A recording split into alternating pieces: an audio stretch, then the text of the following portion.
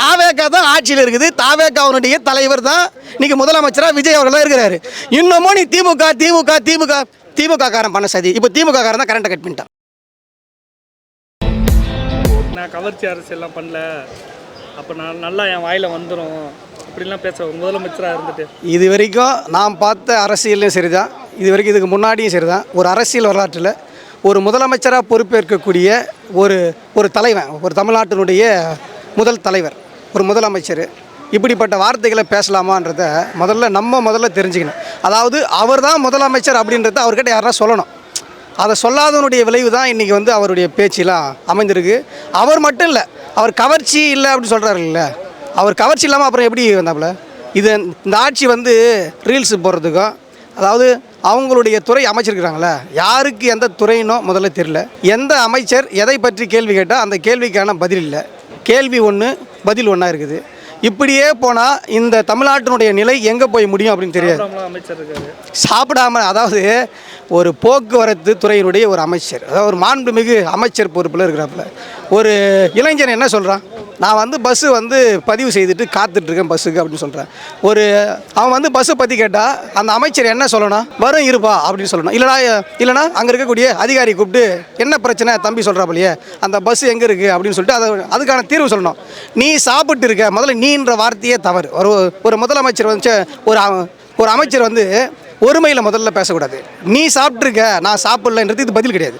Bus வரலன்னு தான் கேள்வி, வரும் வராது இல்லை அதற்கான நடவடிக்கை எடுக்கிறேன், இதுதான் பதில். அப்போது இந்த பதிலே ஒரு முரண்பாடு இருக்குது.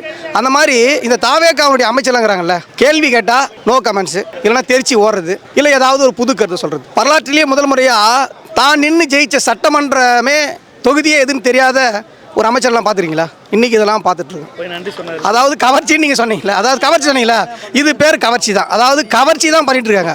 ரீல்ஸு போகிறதுக்காக நீங்கள் பார்த்தீங்கன்னா எல்லா அமைச்சருடைய ஷர்ட்லேயும் வந்து பார்த்தீங்கன்னா அந்த ஒரு மைக்கை வச்சுக்கின்னு ஆய்வு நடத்த போல ரீல்ஸ் எடுக்க போகிறாங்க. அதான் இந்த ஆட்சி.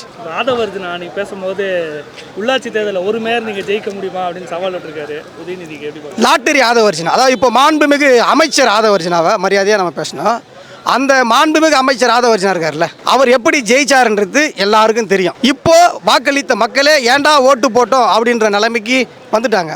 இவர் சொன்னார்ல, மாண்புமிகு சட்டமன்றத்தினுடைய எதிர்க்கட்சி தலைவர், இளைஞர்களுடைய எழுச்சி நாயகர் அண்ணன் உதயநிதி ஸ்டாலின் அவர்களை பற்றியோ, திராவிட மாடல் அரசனுடைய நாயகர், இந்தியாவிற்கே வழிகாட்டக்கூடிய தலை சிறந்த முன்னாள் முதலமைச்சர், இன்றைய திராவிட முன்னேற்ற கழகத்தினுடைய தலைவர் மு.க. ஸ்டாலின் அவர்களை பற்றியோ பேசுவதற்கு அவர்களுக்கு சவால் விடக்கூடிய தகுதி ஆதவர்ஜுனாவுக்கு இல்லை.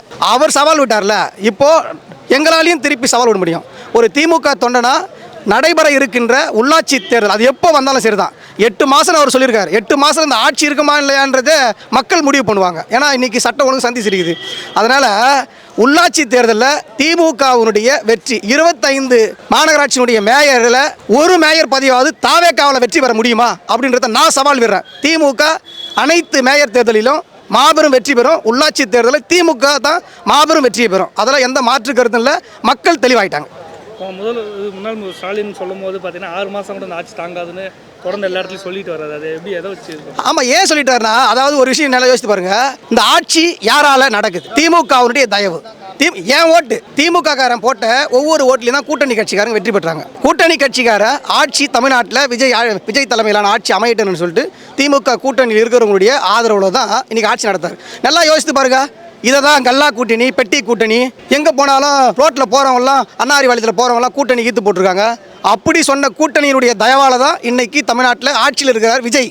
அதை முதல்ல தெரிஞ்சுக்கணும். ஆதவர்ஜுனா இருக்கட்டும், விஜயா இருக்கட்டும், அந்த தொண்டர்களாக இருக்கட்டும், முதல்ல திமுகவுடைய தயவில் தான் அவங்க ஆட்சியில் இருக்காங்க.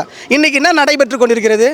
இந்த 25 நாளில் எங்கு பார்த்தாலும் கொலை, கொள்ளை, குழந்தைகள் முதல் பெண்களுக்கு பாதுகாப்பு இல்லை, கற்பழிப்பு, வன்கொடுமைகள் தொடர்ந்து. 85 வயது பாட்டிக்கும் வன்கொடுமை, 15 வயது, 8 வயது, 9 வயது சிறுமிகளுக்கும் துன்புணர்வு வந்து இந்த ஆட்சியில் தொடர்ந்து நடைபெற்று கொண்டிருக்கிறது. சட்டம் ஒழுங்கு சீர்படுத்தக்கூடிய காவல்துறையை கையில் வச்சிருக்கக்கூடிய ஒரு முதலமைச்சர் என்ன செய்து கொண்டிருக்கிறார்? இது வரைக்கும் ஒரு முதலமைச்சர் வாய் திறந்து இன்னைக்கு நடைபெறக்கூடிய இந்த அவலங்களுக்கு வாய் திறந்து பேசியிருக்கிறாரா? சென்னையில் மின்வெட்டு பிரச்சனை வாய் திறந்து பேசியிருக்காரா? ஒரு தொகுதியில் எல்லாம் போராட்டம் பண்ணாங்க. ஆமாம், அதாவது இப்போ ஒரு அதிசயத்தை பார்த்தீங்கன்னு வச்சிங்களேன், எதிர்கட்சி தான் போராட்டம் நடத்தணும். சொந்த கட்சிக்காரன் தாவேக்கா கட்சிக்காரனே மதுக்கடையை மூடுன்னு சொல்லிட்டு போராட்டம் நடத்துகிறாங்க, விவசாயிகளுக்கு போராட்டம் நடத்துகிறாங்க, இளைஞர்கள் போராட்டம் நடத்துகிறாங்க, கரண்ட் வந்து கட் ஆயிருன்னு சொல்லிட்டு போராட்டம் நடத்துகிறாங்க. இப்படி தொடர்ந்து வாக்களித்த மக்களை இன்றைக்கு ஏன் வாக்களித்தோம் அப்படின்னு சொல்லிட்டு புறக்கணிக்கக்கூடிய நிலையில் தான் விஜய் அவர்கள் இருக்காங்க. இது வரைக்கும் வரலாற்றில் டெல்லிக்கு போயிட்டு ஒரு இந்திய நாட்டினுடைய பிரதமரை 13 நிமிஷத்துலேயே சந்திச்சுட்டு வெளியே வந்த எந்த முதலமைச்சரும் கிடையாது. அதே போல் அங்கே தமிழ்நாடு அரசனுடைய இல்லத்தில் எந்த முதலமைச்சரும் பிரதமரை சந்தித்தா அதனுடைய என்ன மக்கள் நலன் சார்ந்த கோரிக்கையை முன்வைச்சோம் அந்த கோரிக்கையை பற்றி அங்கே விளக்குவாங்க. அப்போ பத்திரிகையாளரை சந்திக்க துணிச்சல் இல்லாத ஒரு முதலமைச்சராக இன்றைக்கி நம்ம வந்து பெற்றிருக்கோம். எது நடந்தாலும் அதை பற்றி வாய் திறக்காத முதலமைச்சர் அவர்கள் சட்டம் ஒழுங்கு சீர்கட்டு இருக்கிறது. நீங்கள் சொன்ன பெண்களுக்கு பாதுகாப்பு இல்லை, இளைஞர்களுக்கு பாதுகாப்பு இல்லை, விவசாயிகளுக்கு பாதுகாப்பு இல்லை, ஏழை எளிய மக்களுக்கு பாதுகாப்பு இல்லை. ஒரு மிகப்பெரிய அச்சத்தில் இருக்கிறாங்க. இவர்களுக்கெல்லாம் நீங்கள் சொல்ல போகிற பதில் என்ன? உங்களுடைய நடவடிக்கை என்னவாக இருக்க போகிறது? சிங்கப்பெண் படை 1972 அந்த 3ஆம் ஆண்டுகளிலே முத்தமிழறிஞர் டாக்டர் கலைஞர் அவர்கள் தான் பெண் காவல்துறையை உருவாக்கி, காவல்துறை ஆணையத்தை உருவாக்கி பெண்களுக்கான பாதுகாப்பான ஒரு தமிழ்நாடை கொண்டு வந்தாருன்றதை யாரும் மறுக்க முடியாது. இன்றைக்கி அதை வந்து இன்றைக்கி பெண் சிங்கப்படைன்னு சொல்கிறதுனால எனக்கு ஒன்றும் புரியல. நாங்கள் வந்து பிங்க் கலரில் பாதுகாப்பு டிராஃபிக் போலீஸ் விட்டோம், இப்போ அதை வந்து மாற்றி இன்றைக்கி வந்து பெண் சிங்கப்படைன்னு சொல்லியிருக்காரு. இல்லை, அந்த ஸ்டிக்கர் வெட்டுற வேலையை தான் எல்லாத்தையும் பண்ணிட்டு இருக்காங்க. சரி, இப்போ நான் என்ன கேட்குறேன், அந்த பெண் சிங்கப்படைக்கு முதல் நாள் கைது போட்டிங்களே, இன்னைக்கு 25 நாள் ஆயிடுச்சுல, அந்த சிங்கப்படையை பெண் படை திட்டம் தொடங்கிட்டீங்களா? இல்லை அதுக்கான ஒதுக்கப்பட்ட நிதி என்ன, ஏதாவது விளக்கம் இருக்குதா? அதுதான் அந்த ஒரு மேனேஜர் ஜெகதீஷ் ஃபங்க்ஷனுக்கு போய்ட்டார், அந்த விழா அன்றைக்கி தான். அதுதான் நான் சொல்கிறேன். அப்போ உனக்கு ஃபங்க்ஷன் தான் முக்கியம், அப்போ கவர்ச்சி முக்கியம், வெட்டி கட்டணும், அது எல்லாத்தையும் பார்க்கணும். உன்னுடைய மேனேஜருடைய வீட்டுக்கு போயிட்டு நீ வந்து வீடு கிரகபரிசத்துக்கு போனோம், அப்போ உனக்கு தமிழ்நாட்டு மக்களுடைய பெண்கள் பாதுகாப்பு முக்கியம் இல்லை, அதான் அர்த்தம். அப்போ அந்த திட்டத்தையே உன்னால் இது வரைக்கும் தொடங்க முடியல. 2500 ரூபா கொடுக்குறேன்னு சொன்னீங்க மகளிருக்கு, இதை நம்பி மக்கள் ஏமாந்தாங்க. இன்றைக்கி அதுக்கு பதில் சொல்ல முடியுமா? நீ பதில் சொல்ல முடியுமா? இன்றைக்கி யாருடைய திட்டத்தை செயல்படுத்துறீங்க? திராவிட மாடல் ஆட்சியில் தொடங்கப்பட்ட அந்த மகளிருக்கான 1000 ரூபாய் மகளிர் உரிமை தான் கொடுத்துருக்கீங்க. போன ஆட்சியில் பார்த்தா அந்தளவுக்கு கரண்ட் கட்டு இல்லை.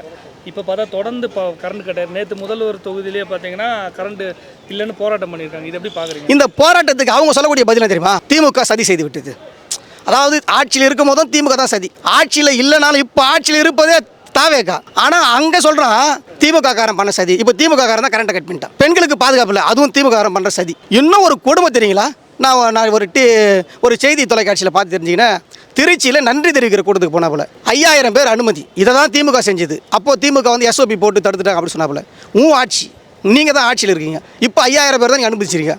ஓட்டு போட்ட மக்கள் எல்லாரும், எல்லா கட்சியை சார்ந்தவங்களும் நன்றி தெரிவிக்கிறது 5000 பேர். அப்போ நன்றி வந்து வாங்கிட்டு, அதாவது புரியல. அங்கே வந்து 5000 பேர் உன்னுடைய கட்சிக்காரங்க, வெளியே அனுமதி சீட்டு இல்லாதவங்க வெளியே இருந்தாங்கல்ல, அவங்க கோஷம் போடுறான் திமுக ஒரு மிகப்பெரிய சதி, காவல்துறையை கையில் வைத்துக்கொண்டு அராஜகம் செய்கிறது திமுகன்றான். என்ன எனக்கு புரியல, யார் ஆட்சியில் இருக்கிறது? தாவேக்கா தான் ஆட்சியில் இருக்குது, தாவேக்காவுடைய தலைவர் தான் இன்னைக்கு முதலமைச்சராக விஜய் அவர்கள் தான் இருக்கிறாரு. இன்னமும் நீ திமுக திமுக திமுக பிரச்சாரம் வந்து முடிஞ்சிடுச்சு. பிரச்சாரம் முடிஞ்சிட்டு பிறகும் இன்னைக்கு என்ன தெரியுமா சொல்லியிருக்காரு? திமுக டிவிக்கே இடையில தான் போட்டி. இதற்கு இடையில இருக்கிறாங்கல்ல, அவங்களாம் அள்ளு சில்லறையான். அள்ளு சில்லறனா யாரு? காங்கிரஸா, பிசிகாவா, கம்யூனிஸ்ட் கட்சியிலா, இல்லை IUMLா, இல்லை எந்த கட்சியே அள்ளு சில்லறன்னு சொல்கிறீங்க? இது தெரியல. இப்போ நாங்கள் 2 பேர் தான் பேசணும், திமுக இல்லை அதிமுக திமுக அல்லது டிவிக்கேன்னு பேசணுன்றீங்க. அப்போ இடையில இருக்கிற கட்சி யார் அள்ளு சில்லு சொல்கிறீங்க? சரி, ஒரு வேளை அதிமுகவை நீங்கள் அள்ளு சில்லு சொல்கிறீங்க வச்சுங்க, அந்த அதிமுக MLAவுடைய உதவியை தேடி தானே வீடு தேடி முதல்ல சோபா போச்சு. அப்புறம் நீங்கள் போயிட்டு அந்த 25 MLA வந்து உங்களுக்கு வாக்களிக்க வச்சுங்க, நம்பிக்கை இல்லாத அந்த நம்பிக்கை பெறும் தீர்மானத்தில். அப்போது யார் அள்ளு சில்லுன்னு சொல்கிறீங்க? அவங்களுடைய வாக்கியை வாங்கிப்பீங்க, அவங்கள அள்ளு சில்லுன்னு சொல்லுவீங்க, அவங்க கட்சியை உடைக்க பார்ப்பீங்க, குதிரை பேரை நடத்துவீங்க. இப்போ அந்த கட்சியிலேருந்து ஒரு 4 பேர் வெளியே வந்து ராஜினாமா பண்ணிட்டு உங்கள் கட்சியில் உடனே தலைமைச் செயலகமா உங்கள் கட்சியினுடைய அலுவலகமா உடனே இது ஒரு விளக்கம் சொல்கிறான், ராஜினாமா பண்ணிட்டோம் அதனால் வந்து உடனே சந்திச்சாங்க. ராஜினாமா பண்ணுறது ஓகே தான், அது சபாநாயகர் அறையில் வந்து ராஜினாமா பண்ணுவாங்க தான். ராஜினாமா பண்ண உடனே போயிட்டு ஆதவர்ஜனை சந்திங்க, யார் கட்சியுடைய தலைவர்? உடனே மரியாதை நிமிடம் சந்திச்சாங்களாம். அந்த இடத்துல சால்வ் போகிறது, கட்சி நிகழ்ச்சி எல்லாருமே அங்கே தான் கட்சி சேர்க்குறாங்க. இப்படி வந்து தொடர்ந்து நடைபெற்று இருந்தால் தமிழ்நாட்டு மக்கள் வந்து தெளிவாயிட்டாங்க. செஞ்ச தவறுக்கு தப்பு செஞ்சிட்டோம்.